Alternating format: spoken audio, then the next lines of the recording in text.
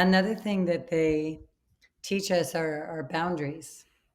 Mm. And, it's like when you're working with an animal that is so present and you're in your head, they let you know, you know? I Mm. mean, when they're more dog, they'll kind of go along with it, whatever. But if they're more, they're like, hey, I need you here. Where are you? And if you're going to be leading me, because it's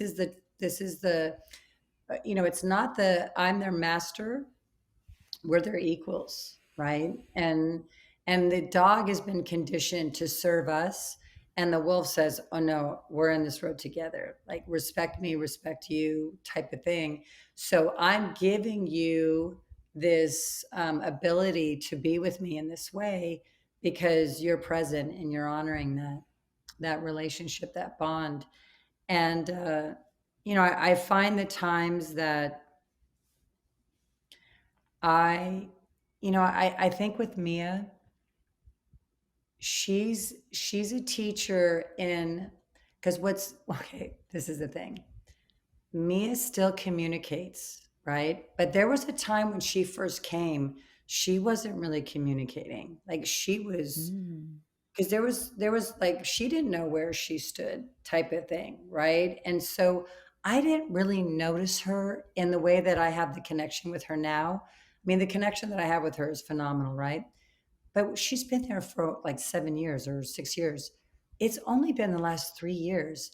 And it was like all of a sudden there was this time that she just stepped forward and she started to come out. And I went, whoa, like, wait a minute, you're amazing. Like, how have I not connected with you? And then we just had this amazing love affair since. But I think what it was is like her ready.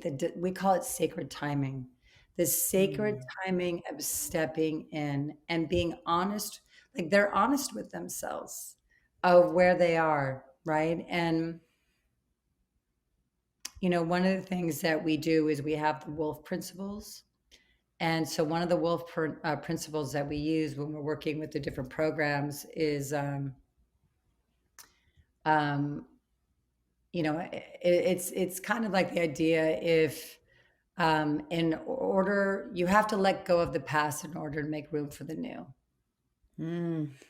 And so with this, like letting go, like if Mia would have held on to not trusting people, not like the story, rightly so, and Coda, rightly so, the story of like I'm not going to trust you, I'm not going to open up, I'm not going to, we would miss the opportunity of these amazing beings and the teachings that they've had, the impact that these animals have had on hundreds of people because they stepped into who they are, right? They got out of the story and they were real with themselves in a sacred way. We didn't push them to say, hey, you're a wolf, you need to do this. We gave them the space. So I think Mm. what's coming through when I think about your situation, sounds like your partner was giving you the space, is giving you the space to tune in, and to see what is real. And that's a gift, but it's also, well, what does that mean? What's going to happen? And all that stuff that we can get lost in, but we can also have time. We can also have time on our side. Yeah. Yeah. And it's complex and it's deep and he and I are very intertwined in eons of relationships and knowing each other.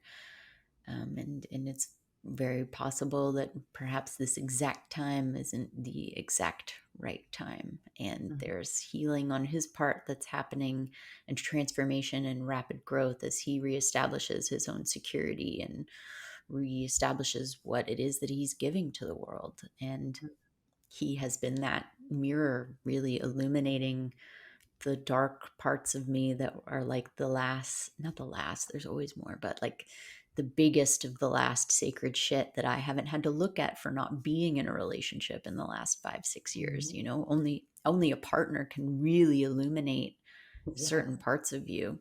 And so Exactly. he does that, and he doesn't have the desire for the friction that it's causing in his life right now, which is causing him to step back. And of course that's painful. And Mhm. at the same time, me going, oh my God, you just illuminated something and stepped back. And now I'm so grateful to have this space that's carved out, at least until I move or go back, or Mhm. to look at my sacred shit and see Right.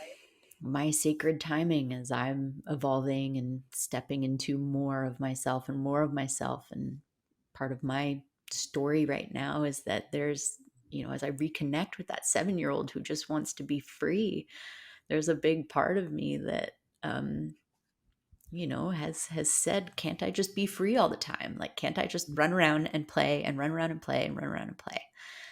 And yes, I think that we can run around and play all the time, especially if your medicine that you give to the world is play and Mm. is what brings you that sense of play and sense of joy. And I'm working on connecting all those pieces again to really bring myself together, like there's the parts of me that have such deep desires and wants in similar categories. Like, I want to play, Mhm. I want to help the world heal, I want to be of service, I want to love, I want to play, I want to be free. And tying those all together and what that really looks like and feels like in my own authenticity, and um, it's a lot of work. So I'll say it again. I'm grateful for your wolf medicine you're sharing with me today, because that was caused an unraveling within my thought Mm. processes right now of looking Mhm. in deeply.